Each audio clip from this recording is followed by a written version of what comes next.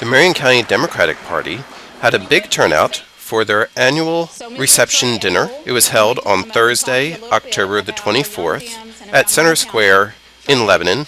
Teresa Rakes with the Marion County Democratic Party was the mistress of ceremonies for the event. Speakers included Trey Abel with the Marion County Young Democrats, State Representative Terry Mills, former Governor Jillian Carroll, and the keynote speaker for the event was Allison Lundergan Grimes, who is running for U.S. Senate in 2014. Thank you very much. Thank you all. I promise church will be dismissed soon. Are there some Democrats here tonight? Let me hear ya. What about some Democratic women? Are they here tonight? That's what it's about. It's a privilege always to come here to Marion County. It's not just seeing friends, it's seeing family. This is the home, a great place that I love to be and spend time. The home of not just friends like Turtle Man, but catfish and pigeon and tuna and cat daddy. And I met a puck tonight. It is great to be here, and I tell you, it's a special day because not only do I get to spend the evening with each of you, but I got to spend the afternoon with Governor Martha Lane Collins and spending the evening here with my two governors in one day.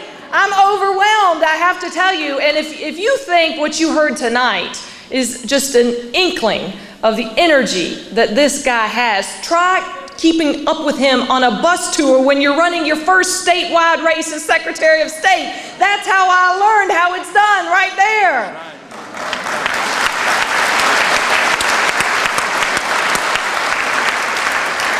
Let me share with you why I stand here tonight. Several months ago, I had the privilege and a true pleasure to sit down with a woman who is an inspiration, not just in her home county, but literally all across the Commonwealth of Kentucky. A lady by the name of Mary Jackson, an African-American woman who is in her early 80s. We had the opportunity to sit down and share breakfast at Paula's Hot Biscuit in LaRue County, a spread that didn't have any alcoholic beverages like we did here tonight. But nevertheless, the conversation was heated because she shared with me how she was so honored many years ago to be the first elected African-American female to head up the Military Teachers Association there at Fort Knox. She saved her hard-earned dollars to be able to travel from Kentucky all the way to Washington, D.C. to see her senator, to talk with him as she hoped to about the kids that she so loved in her classroom, why we needed his help and support back here in our education system, and most importantly, his focus on Fort Knox and Fort Campbell, two of our bases here in the state. She traveled to Washington, D.C., and when she got there, the story that she shared with me as she held back tears in her eyes is that she got there and the staff of Senator McConnell's office told her that the senator didn't have time for her and showed her the door. Having much the resolve of my two grandmothers, who you opened your hearts and your homes to, and over the course of my Secretary of State race, she sat in that chair, just as they would have done, and she waited for Senator McConnell to appear, and when he finally did, she held her hand out to introduce herself, told him who she was, why she was there, why she needed just a few moments of the senator's time. And before letting her finish, the senator gave her the same reaction that his staff had done, all but showing Mary the door, but not before Governor Carroll grabbing her by the shoulder and taking a quick picture, a picture that made its way all the way back here to Kentucky before Mary Jackson ever boarded that plane.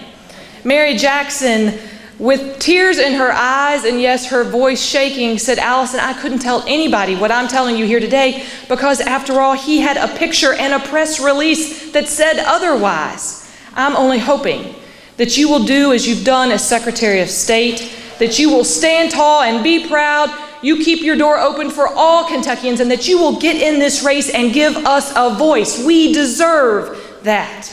Now fast forward. Fast forward 28 28 years to just this past month when the government is shut down, literally. Our senior senator is in hiding and the government is shut down. We had fifth graders, hundreds of fifth graders from Rowan County, Kentucky, miles from where we are tonight, that did just as Mary Jackson had done, and they had saved their pennies to take their class trip with their parents to Washington, D.C. They sat on the steps of the Capitol in the pouring rain, waiting for the senior senator to appear. He sent the same message to them that he had given to Mary Jackson. He didn't have time for them. Why? Because it's raining, was his answer. Those fifth graders are saving their dollars to send ponchos to the senior senator so he can make it outside in the rain the next time. Each and every one of you here tonight, Pigeon, I talked with her and she told me about a story 7 years ago when she tried to talk with our senior senator about issues she had. Each and every one of you have your own story. I'm here tonight because of each and every one of you. Indeed, I stand here tonight as your Secretary of State, the only female, indeed, dress as a constitutional officer up there in Frankfurt, the youngest female Secretary of State in the nation. And with your help and support, with people like Mary Jackson and the Rowan County fifth graders all across the Commonwealth of Kentucky, I will be your next United States Senator.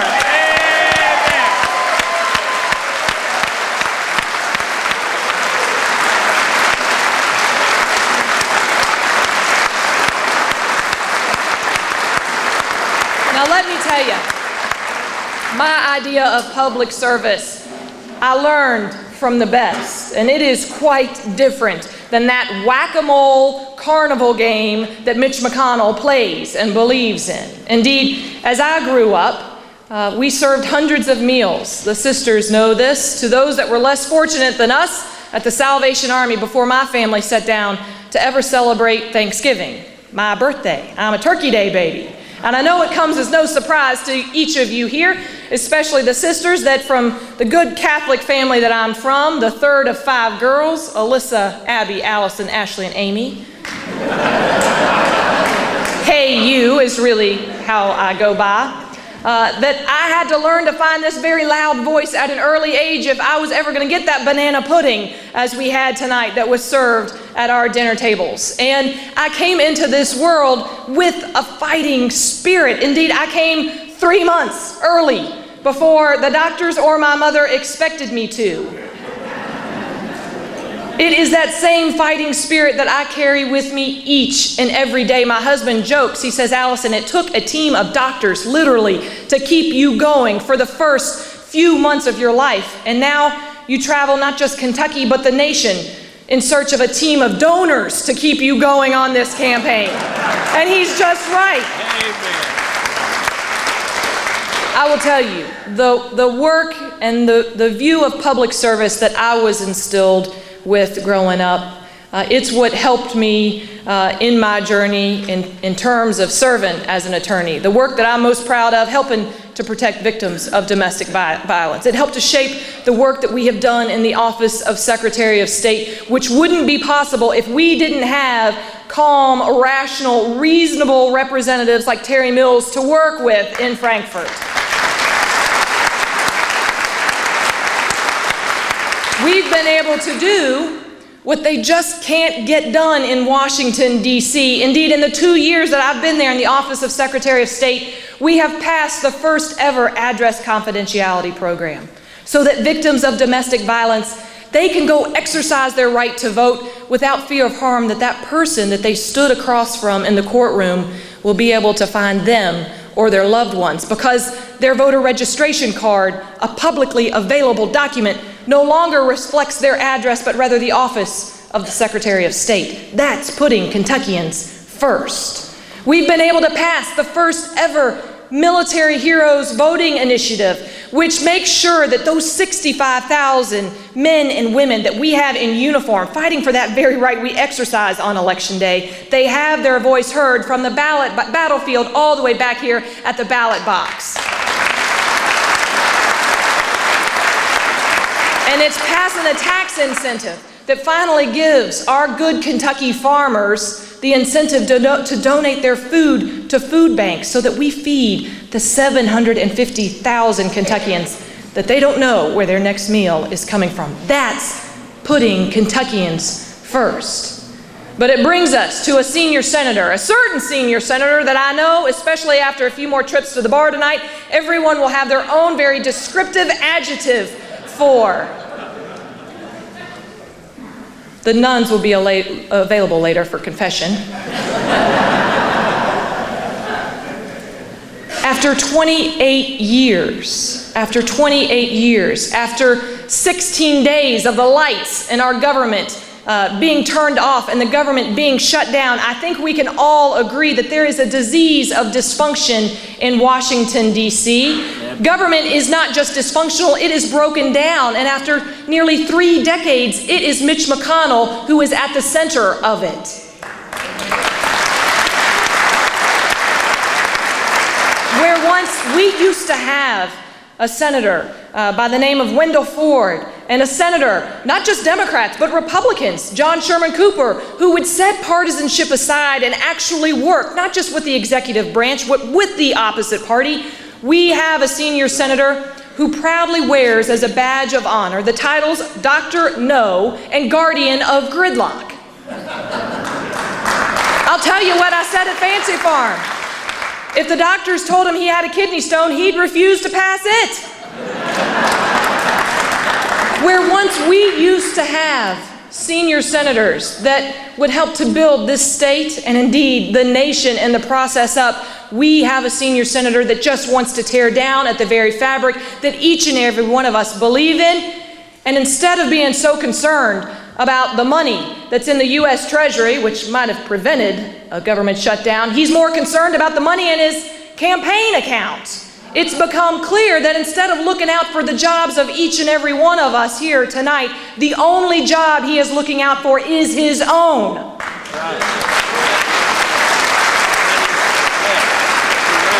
So I ask you, my fellow Kentuckians, have we had enough? Let me hear you say yes.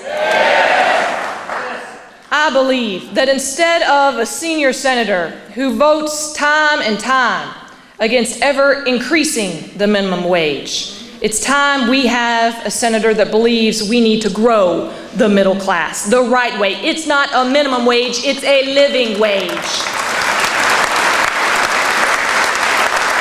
Instead of a senior senator that votes against the Violence Against Women's Act, the Lilly Ledbetter Act, the Paycheck Fairness Act, the list can go on and on and on. I believe it's time we have a senator that actually stands up for women and believes that equal pay for equal work is due for every woman in the state of Kentucky.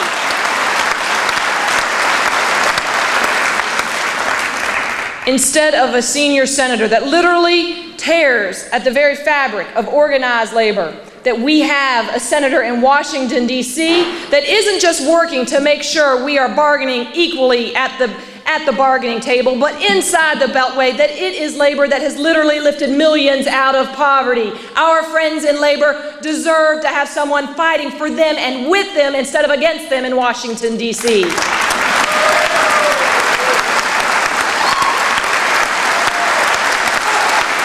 And instead of a senior senator that gives tax breaks and trade deals that send our good Kentucky jobs overseas, we need someone fighting to keep those jobs right here in the Commonwealth of Kentucky. So I will tell you, this race, it's garnered a lot of national attention. 21 Democratic races are up in the Senate to 14 Republican races. When you look at the Democratic races that are up, there are many more that are too close to call, closer than mine. We have the Senate in Democratic hands by 5. You look to Louisiana, North Carolina, West Virginia, Montana, South Dakota, Alaska, Arkansas. Did you notice I went past 5 a while ago?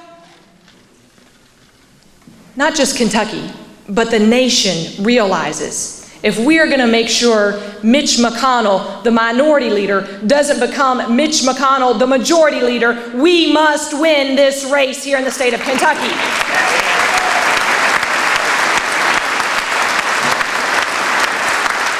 Now, the pundits, they said that no matter who got in this race at the beginning of the year, Mitch McConnell had his hands on his seat. His quest for power and greed was literally so strong, no one could remove him. On the 1st of July, I announced my intentions, and that strongly leaning Republican race went to just leaning Republican. And on the 30th of July, we held our first campaign rally in Lexington, Kentucky, where many of the faces that were here joined us. 2,000 of our closest friends from across Kentucky were there, and the pundits saw, just as I see when I look out tonight. And I only wish the cameras that are facing this way would look out, because they saw the hope that is in each of your eyes, the faith that is back in everyone's heart, and the pep that is finally back in the step, and that race moved from leaning Republican to a complete and total toss-up.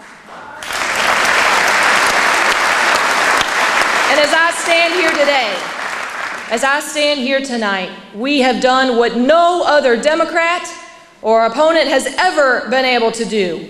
Not just outraise the minority leader in my first quarter, while he says he had his strongest fundraising quarter yet, but not 1, 2, 3, but now 4 polls that show that we are running ahead of Mitch McConnell.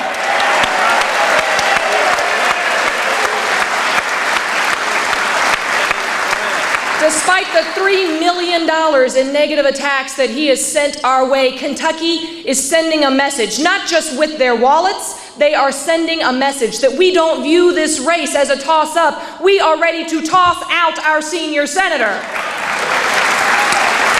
I will tell you, these polls, they reflect, sisters, they reflect what each of you here, and especially the good-looking women, know, that no matter how many consultants Mitch McConnell hires, he just can't connect. When you refer to the only female constitutional officer that we have in this state as a cheerleader, and then go on to call her an empty dress, you just don't stand up or believe for women. Because the last time I checked, and the sisters and I talked about this tonight, it's not what's in the dress that matters, it's what's in the head. And I'll stack this full head up against his empty head any day of the week. Amen.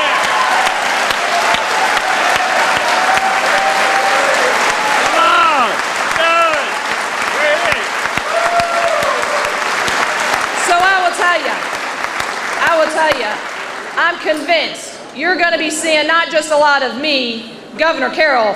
He's all the way in. And my grandmother, well, you know, she's already got her own bus, Grannies for Grimes. She's convinced, as she told me, every grandmother and father, they can't be in the rocking chair in this race. They got to get up out of the rocking chair and be on deck. And after tonight, I'll tell you, I got this. I'm convinced we're going to have nuns on the bus now, too.